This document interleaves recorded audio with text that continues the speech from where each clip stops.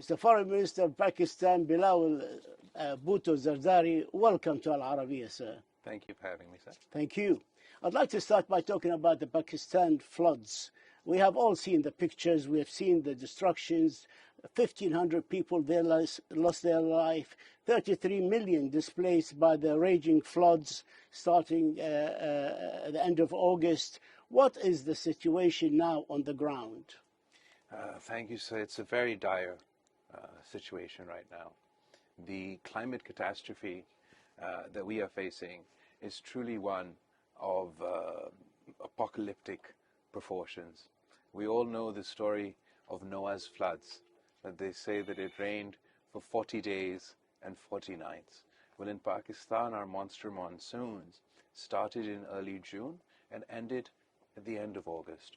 And by the time the rain finally stopped, a 100-kilometer lake formed in the middle of my country, covering a third of my country's landmass. 1 in 7 people, 33 million affected, 16 million of which are children, 600,000 pregnant women now waiting to give birth under the open sky.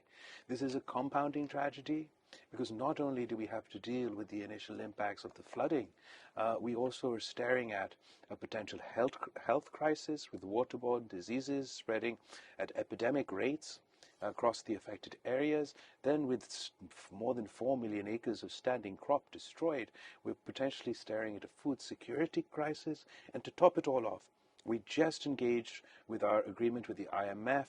We were receiving our payment, looking forward to some economic breathing space. And obviously, the estimates, the figures that that deal is based on is now also washed away by the floods. So we have a climate catastrophe, a natural disaster, a health emergency, a food insecurity crisis, and potentially extremely difficult economic times to come. Pakistan was already in an economic crisis, and it's not only drowning in water, but in debts. Can you please, what are the plans? Tell us what are the plans for rebuilding and developing? So as the Secretary General of the United Nations said, Pakistan is not only drowning in floodwater, we are also drowning in debt. And we would like to be able to, when we reach the reconstruction and rehabilitation phase, to build back better, build back in a greener fashion, in a more climate resilient fashion. In order to do so, we need access to financing and finances to that end. So we're not only dealing with our bilateral partners, but with international organizations, international financial organizations, and engaging with them in a conversation about how going forward we have to not only debt forgiveness, for example. So we're not going as far to say that, forgive our debt or something as so extreme as that, but we are speaking about a couple of options. First of all, a moratorium on payments that are due at this very moment. Surely the countries that we are indebted to, going forward, want their debts repaid, and we want to be in a position to be able to do that. We're also talking about supporting us with international financial institutions, particularly when it is to do with the risk of lending.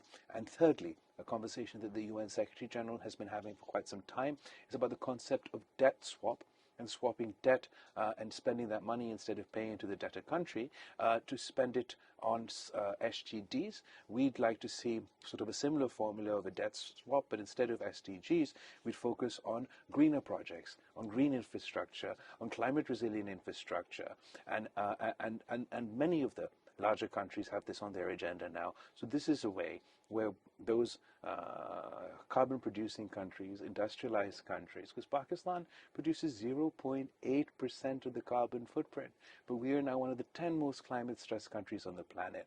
So we'd sort of like to trade our financial debt for larger countries' climate debt, and instead of paying them back the current repayments directly to them, we could spend that same money directly on green infrastructure projects for our reconstruction and rehabilitation. Has the OIC countries came up with the goods to help you, sir, in this crisis? What do you expect? What do you need from the OIC countries and from your friends in the Middle East? So from absolutely, the OIC countries were amongst the first to respond to the climate catastrophe in Pakistan. In the very initial phases, we're in sort of the relief and rescue phase, but the Kingdom of Saudi Arabia, the United Arab Emirates, and many countries within the GCC have stepped up to help Pakistan.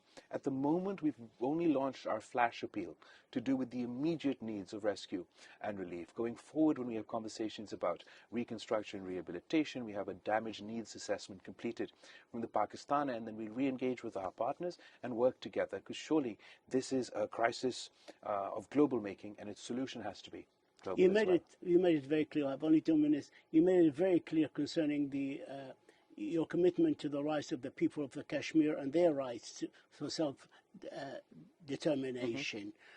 How do you see this going forward?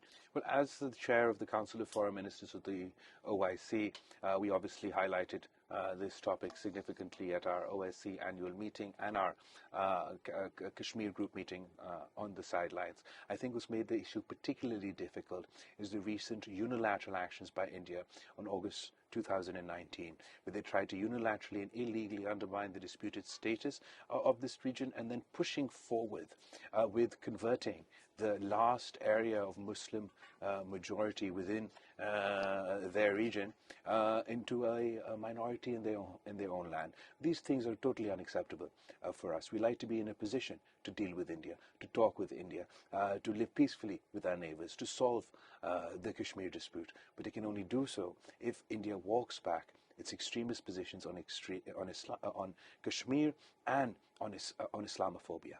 Pakistan Foreign Minister Bilawal Bhutto Zardari, thank you, sir, for this interview. We hope to see you again in the future for longer interviews. Thank you so much. Thank you, sir. Thank you.